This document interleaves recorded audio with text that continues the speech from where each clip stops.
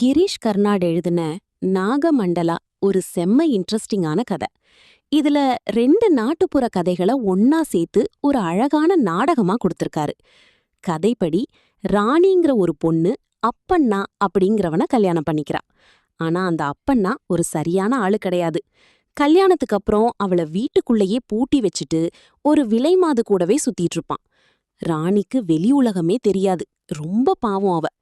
அப்போ அவளுக்கு உதவி பண்றதுக்காக குருடவ்வா அப்படிங்கிற ஒரு வயசான பாட்டி வர்றாங்க. அவங்க ராணி கிட்ட ஒரு மாய மூலிகைய கொடுத்து, இத சமைச்சு உன் புருஷனுக்கு கொடு, அவன் உன்கிட்ட அன்பா மாறிடுவான் அப்படின்னு சொல்றாங்க. ராணி அந்த மூலிகைய சமைக்கிறப்போ அது பயங்கர சிவப்பு நிறமா மாறவும் பயந்து போய் பக்கத்துல இருக்கிற புற்றுல ஊத்திடுறா. அந்த புற்றுக்குள்ள ஒரு பெரிய நாகப்பாம்பு நாகா இருக்கு. அந்த மூலிகையால அந்த பாம்பு ராணி மேல காதல் வயப்பட்டுடுது. அதுக்கப்புறம் அந்த பாம்பு அப்பண்ணா மாதிரியே உருவம் எடுத்துக்கிட்டு ராத்திரி நேரத்துல ராணி கிட்ட வர ஆரம்பிக்குது. பகல்ல வர்ற நிஜ அப்பண்ணா ரொம்ப கோபக்காரனா இருக்கான். ஆனா ராத்திரியில வர்ற பாம்பு அப்பண்ணா ரொம்ப அன்பா காதலா நடந்துக்கிறான். ராணிக்கு இது புரியல. தான் புருஷன் ஏன் பகல்ல ஒரு மாதிரியும் ராத்திரியில ஒரு மாதிரியும் இருக்கான்னு குழம்புறா. ஆனா அந்த அன்பான பாம்பு அப்பண்ணா மேல அவளுக்கு ஈர்ப்பு வந்து அவ கர்ப்பமாகறா. விஷயம் தெரிஞ்ச நிஜ அப்பண்ணாவுக்கு செம்ம கோவம் வருது. நான் உன்கிட்ட சேரவே இல்லையே, இது எப்படி சாத்தியம் அப்படின்னு சொல்லி ஊர் பஞ்சாயத்தை கூட்டுறான்.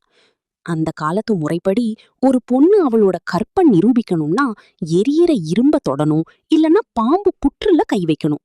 ராணி அந்த புற்றுல கை வைக்கிறா.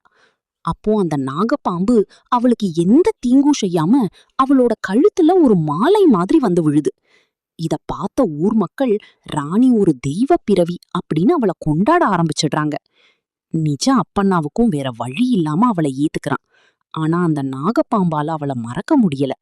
கடைசியில அந்த பாம்பு ராணியோட தலைமுடியிலேயே மறைஞ்சு வாழ ஆரம்பிக்குது. ஒரு பொண்ணோட ஏக்கம், தனிமை, அப்புறம் அவளோட ஆசைகளை இந்த கதை ரொம்ப ஆழமா சொல்லுது. நிஜம் எது, நிழல் எதுன்னு தெரியாத ஒரு மாயாஜாலமான கதை இது.